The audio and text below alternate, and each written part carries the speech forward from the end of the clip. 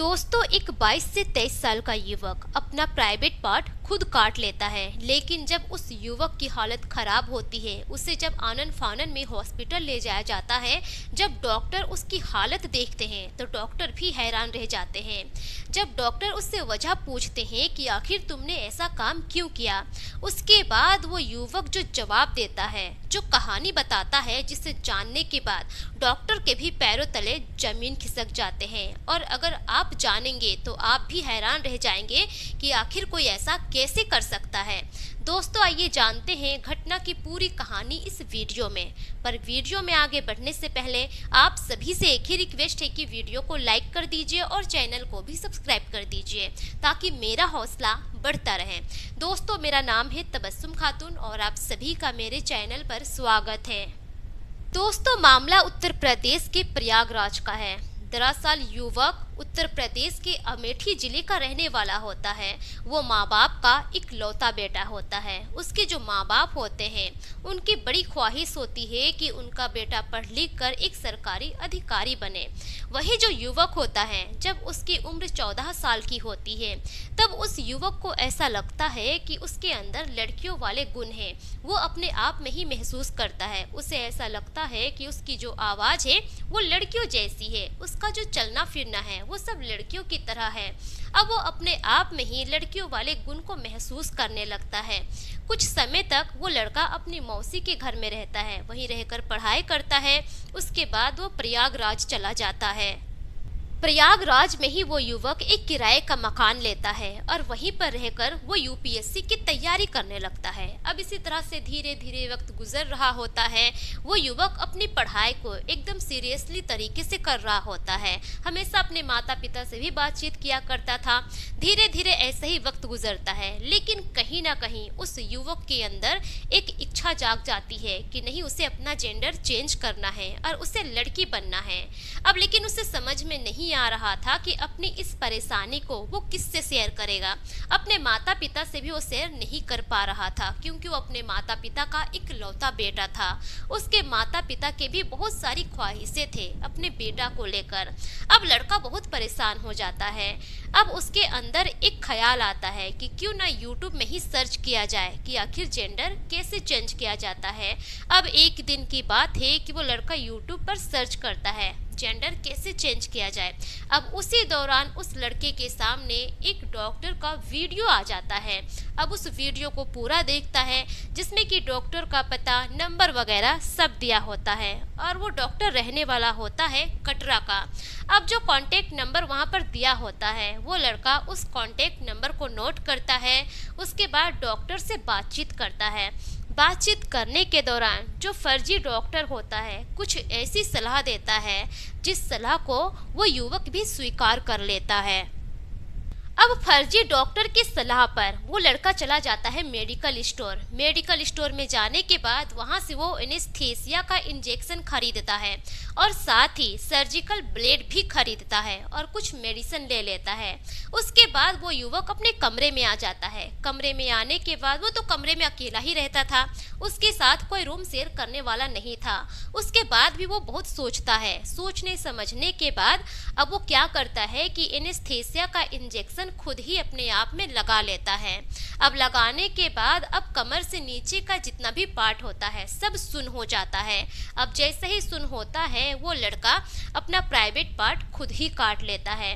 Private part काटने के बाद भी उसे कुछ महसूस नहीं होता है, क्योंकि इंजेक्शन लगा हुआ था।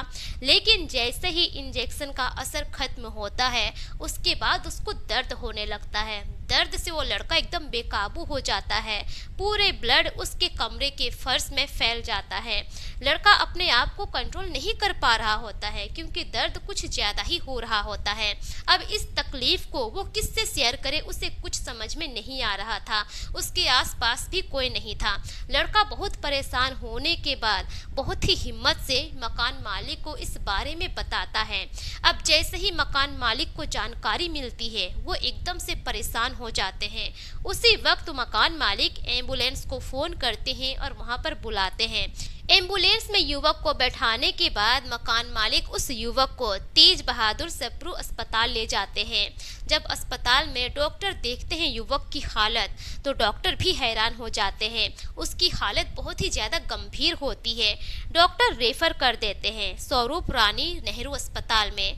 अब जब स्वरूप रानी नेहरू अस्पताल में युवक को ले जाया जाता है, तो वहाँ पर युवक को सबसे पहले एडमिट किया जाता है। उसके बाद डॉक्टर आते हैं, डॉक्टर चेकअप करते हैं, उसके बाद इलाज शुरू हो जाता है। लेकिन तब तक युवक की हालत बहुत खराब हो चुकी थी, बहुत ज़्यादा ब्लड उसका बह चुका था। सबसे पहले तो डॉक्टर इलाज करते हैं। इलाज के बाद मकान मालिक से कहते हैं कि अगर आप सही टाइम में इस युवक को यहाँ लेकर नहीं आते तो शायद इसकी जान भी जा सकती थी। अब जो मकान मालिक होते हैं वो युवक के माता पिता को फ़ोन करके इसकी सूचना देते हैं। सूचना मिलने के बाद युवक के माता पिता परेशान हो जाते हैं। युवक के माता पिता और जितने भी रिश्तेदार होते हैं सब उस हॉस्पिटल में पहुंचते हैं अपने बेटे से मिलने के लिए। जब युवक की मां अपने बेटे को उस हालत में देखती है तो उनके तो पैरों तले जमीन खिसक जाती है। वो फूट फूट कर वहीं पर रोने लगती है और अपने बेटे से कहती है कि बेटा तुमने ऐसा क्यों किया, आखिर इसकी ज़रूरत क्या थी। अब उस दौरान जितने भी डॉक्टर आते थे युवक की चेकअप करने के लिए, देख रेख करने के लिए, युवक की माँ रो रो कर डॉक्टर से बस यही फरियाद करती है कि डॉक्टर साहब मेरा बेटा पहले जैसा था आप उसे वैसा ही कर दीजिए। लेकिन उस दौरान जब डॉक्टर की टीम उस युवक से पूछताछ करती है और जानने की कोशिश करती है कि आखिर तुमने ये सब कुछ क्यों किया, तुम्हारे साथ इस तरह का हादसा कैसे हो गया, तब जाकर वो युवक डॉक्टर को सारी कहानी बताता है और कहता है कि डॉक्टर साहब जब मैं 14 साल का था तब से ही मुझे ऐसा लगता था कि मेरी जो आवाज़ है वो लड़कियों की जैसी है। मैं जिस तरह की हरकतें करता हूँ वो सारी लड़कियों का नेचर है। मुझे अपने आप में ही लड़कियों का गुण दिखाई देता था। तभी से मैंने ठान लिया था कि मुझे अपना जेंडर चेंज करना है, मुझे लड़कियों की तरह ही रहना है, मुझे लड़की बनना है। अब धीरे धीरे जैसा ही समय गुजरा, इसी बीच मैंने यूट्यूब पर सर्च किया कि आखिर जेंडर चेंज कैसे किया जाता है। तभी मुझे कटरा का एक डॉक्टर साहब मिले यूट्यूब पर जो कि वीडियो बनाए हुए थे। उसमें उनका नंबर भी था। मैंने उनके नंबर पर कांटेक्ट किया और उन्होंने ही मुझे इस तरह का सलाह दिया। अब जो डॉक्टर होते हैं वो भी जानकर हैरान हो जाते हैं कि आखिर कोई युवक जेंडर चेंज करने के लिए इस तरह की हरकत कैसे कर सकता है। लेकिन जब यह खबर मीडिया वालों तक पहुंचती है, मीडिया की टीम पहुंचती है स्वरूप रानी नेहरू अस्पताल में, और स्वरूप रानी नेहरू अस्पताल के जो सर्जन होते हैं संतोष सिंह, उनसे जब पूछताछ होती है, उनका जब इंटरव्यू लिया जाता है, तब जाकर डॉक्टर कहते हैं कि दरअसल युवक की उम्र 22 से 23 साल की है।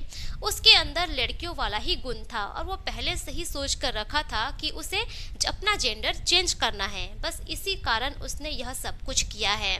डॉक्टर ये भी कहते हैं कि फिलहाल युवक खतरे से बाहर है और उस युवक का काउंसलिंग भी कराया जाएगा। काउंसलिंग के बाद भी अगर वो चाहता है कि उसका जेंडर चेंज होना चाहिए, वो अपने आप को बदलना चाहता है, तो उसके लिए तो पहले उसे 1 साल तक दवाई खानी पड़ेगी। उसके अंदर का जो हार्मोन है उसे बदलना पड़ेगा, उसके बाद ही यह सब कुछ हो सकता है।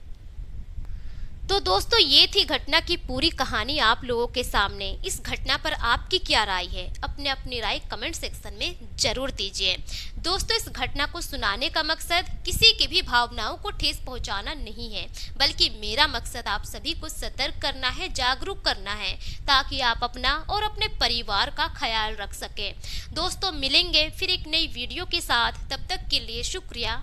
जय हिंद।